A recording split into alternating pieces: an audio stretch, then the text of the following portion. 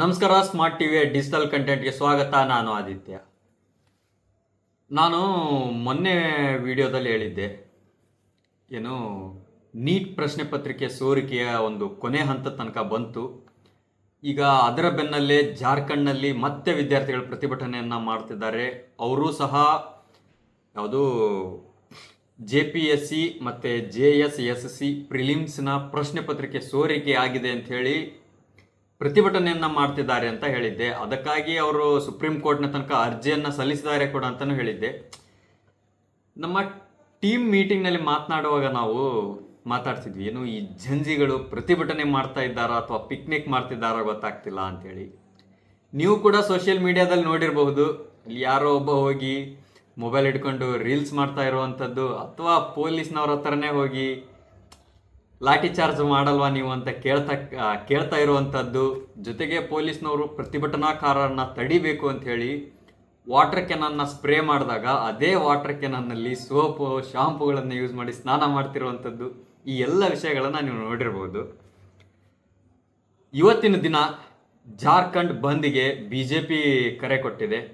ಯಾಕಂತ ಹೇಳಿದರೆ ನಿನ್ನೆಯ ದಿನ ಏನು ಜಾರ್ಖಂಡ್ನ ಪ್ರತಿಭಟನಾಕಾರರು ಮತ್ತು ವಿದ್ಯಾರ್ಥಿಗಳು ವಿಧಾನಸೌಧ ಚಲೋ ಅಂಥೇಳಿ ವಿಧಾನಸೌಧಕ್ಕೆ ಮುತ್ತಿಗೆ ಹಾಕಲಿಕ್ಕೆ ಅಂತೇಳಿ ಹೊರಟಿದ್ರು.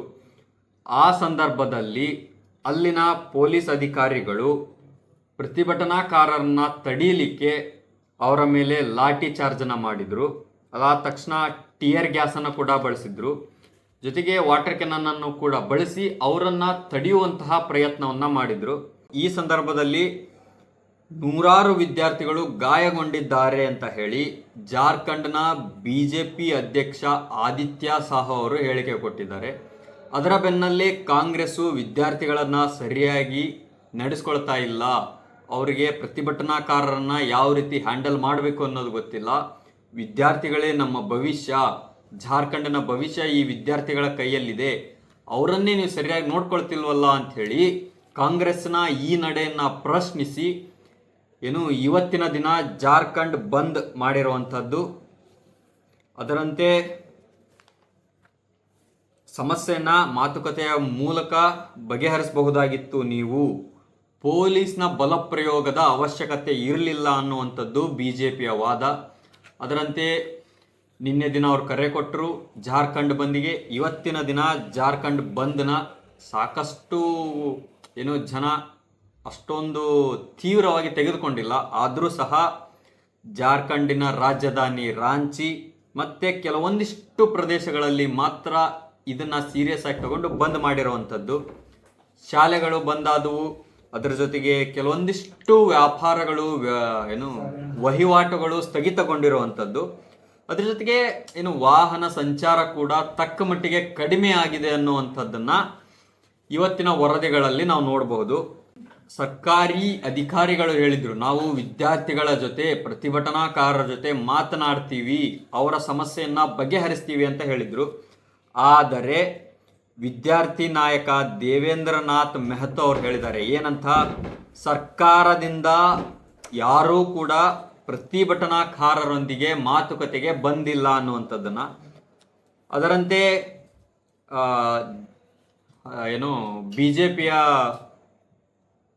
ಈ ಜಾರ್ಖಂಡ್ ಬಂದ್ ಕರೆಯನ್ನ ಸಾಕಷ್ಟು ಜನ ಈ ಬಂದ್ನ ಸೀರಿಯಸ್ ಆಗಿ ತಗೊಂಡ್ರು. ರಾಂಚಿ ಮತ್ತು ಕೆಲವು ಪ್ರದೇಶಗಳಲ್ಲಿ ಬಂದ್ನು ಮಾಡಿದ್ರು. ಇನ್ನು ಕೆಲವೊಂದಿಷ್ಟು ಜನ ಇದನ್ನ ಅಷ್ಟೊಂದು ಸೀರಿಯಸ್ ಆಗಿ ತಗೊಳ್ಳಲು ಇಲ್ಲ, ಆ ಬಂದ್ನು ಮಾಡಲಿಲ್ಲ. ಏನು ಇದು ಈ ವಿಷಯದಲ್ಲಿ ರಾಹುಲ್ ಗಾಂಧಿ ಅವರ ನಡೆಯನ್ನು ನಾವು ಶ್ಲಾಘಿಸಲೇಬೇಕು. ಯಾಕಂತ ಹೇಳಿದರೆ ಜಂತರ್ ಮಂತರ್ನಲ್ಲಿ ಪ್ರತಿಭಟನೆ ಆಯಿತು, ವಿದ್ಯಾರ್ಥಿಗಳ ಪ್ರತಿಭಟನೆ. ಆ ಸಂದರ್ಭದಲ್ಲೂ ಕೂಡ ರಾಹುಲ್ ಗಾಂಧಿ ಅವರು ಬಂದು BJPಯ ವಿರುದ್ಧ ಮಾತನಾಡಿದ್ರು. BJPಯವರು ನೀವು ಸರಿಯಾಗಿ ನಡೆದುಕೊಳ್ತಾ ಇಲ್ಲ ಅಂತ ಹೇಳಿ ಮಾತನಾಡಿದ್ರು. ಅದೇ ತರಹ ಜಾರ್ಖಂಡ್ನಲ್ಲೂ ಕೂಡ ಅವರು ಧ್ವನಿ ಎತ್ತಿದ್ದಾರೆ. ಜಾರ್ಖಂಡ್ನಲ್ಲಿ ಕಾಂಗ್ರೆಸ್ನವರ ಜೊತೆ ಏನು ಮೈತ್ರಿ ಮಾಡಿರುವಂತಹ ಪಕ್ಷನೇ ಅಧಿಕಾರದಲ್ಲಿರುವಂಥದ್ದು. ಅವರ ಮೈತ್ರಿಕೂಟ ಆದರೂ ಕೂಡ ಇವತ್ತಿನ ದಿನ ರಾಹುಲ್ ಗಾಂಧಿ ಅವರು ಟ್ವೀಟ್ ಮಾಡಿದ್ರು. ಅವ್ರು ಏನು ಟ್ವೀಟ್ ಮಾಡಿದ್ರು ಅನ್ನೋಂಥದ್ದನ್ನು ಹೇಳ್ತೀನಿ. ಜಾರ್ಖಂಡ್ನಲ್ಲಿ ಪ್ರತಿಭಟಿಸುತ್ತಿರುವ ವಿದ್ಯಾರ್ಥಿಗಳ ವಿರುದ್ಧ ಬಲಪ್ರಯೋಗ ಮಾಡುವಂತಹದ್ದು ತಪ್ಪು. ಶಾಂತಿಯುತವಾಗಿ ಪ್ರತಿಭಟಿಸುವ ಹಕ್ಕು ವಿದ್ಯಾರ್ಥಿಗಳಿಗೆ ಇದೆ ಮತ್ತು ಸಂವಾದದ ಮೂಲಕ ಮಾತ್ರ ಪರಿಹಾರವನ್ನು ಕಂಡುಕೊಳ್ಳುವುದಕ್ಕೆ ಸಾಧ್ಯ. ಜಾರ್ಖಂಡ್ ಸರ್ಕಾರವು ಈ ವಿದ್ಯಾರ್ಥಿಗಳ ಅಹವಾಲುಗಳನ್ನು ಆಲಿಸುವುದನ್ನು ಮುಂದುವರಿಸಬೇಕು ಮತ್ತು ಅವರ ಸಮಸ್ಯೆಗಳಿಗೆ ತಕ್ಷಣವೇ ಸಮಸ್ಯೆಗಳನ್ನು ತಕ್ಷಣವೇ ಬಗೆಹರಿಸಬೇಕು ಅನ್ನುವಂಥದ್ದನ್ನು ರಾಹುಲ್ ಗಾಂಧಿ ಅವರು ಟ್ವೀಟ್ ಮಾಡಿರುವಂಥದ್ದು.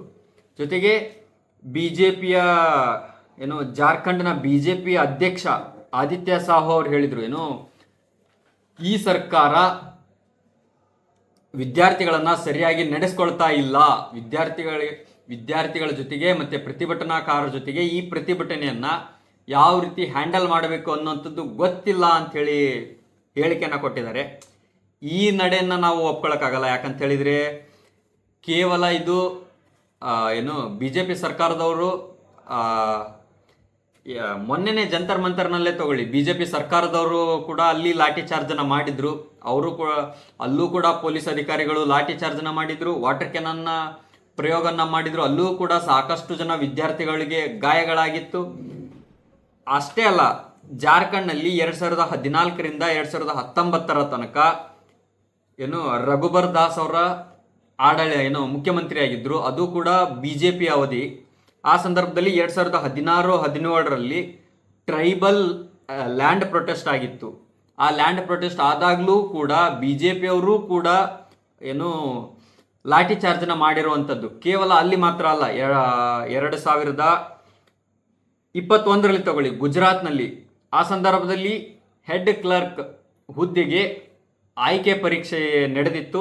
ಆ ಸಂದರ್ಭದಲ್ಲೂ ಕೂಡ ಪೇಪರ್ ಲೀಕ್ ಆಗಿದೆ ಅಂತ ಹೇಳಿ ವಿದ್ಯಾರ್ಥಿಗಳು ಪ್ರತಿಭಟನೆಯನ್ನ ಮಾಡಿದ್ರು. ಅಲ್ಲಿ ಕೇವಲ 186 ಸೀಟುಗಳು ಭರ್ತಿ ಆಗಬೇಕಿತ್ತು. 186 ಸರ್ಕಾರಿ ಹುದ್ದೆಗಳಿಗೆ 88,000 ಜನ ಅಪ್ಲಿಕೇಶನ್ ಅನ್ನ ಹಾಕಿದ್ರು.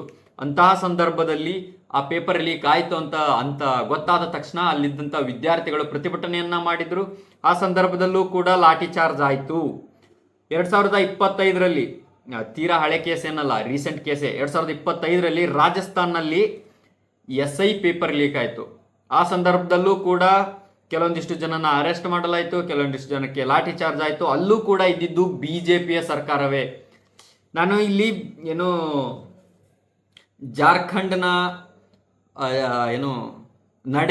ಜಾರ್ಖಂಡ್ ಸರ್ಕಾರದ ನಡೆಯನ್ನ ನಾನು ಇಲ್ಲಿ ಸಮರ್ಥಿಸಿಕೊಳ್ತಾ ಇಲ್ಲ.